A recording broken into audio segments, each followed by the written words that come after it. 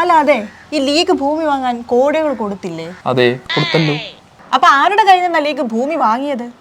അത് മറ്റൊരു ലീഗ് നേതാവിന്റെ കയ്യിൽ നിന്ന്. അയാളുടെ കയ്യിൽ നിന്ന് ആരാണ് വാങ്ങിയത്? അത് നമ്മളെ സാധിക്കല് തങ്ങള്. അപ്പൊ ഭൂമി വാങ്ങാൻ ആരെയാണ് ചുമതലപ്പെടുത്തിയത്?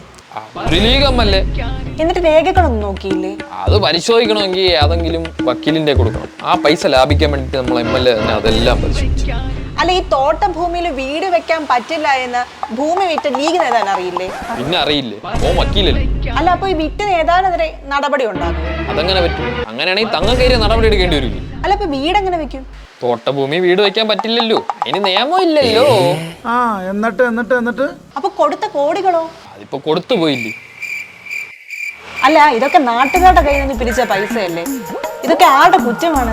അത് ഗോവിന്ദ മാഷിന്റെ പിണറായി വിജയൻ. അപ്പൊ ശരി, നന്നാവൂല.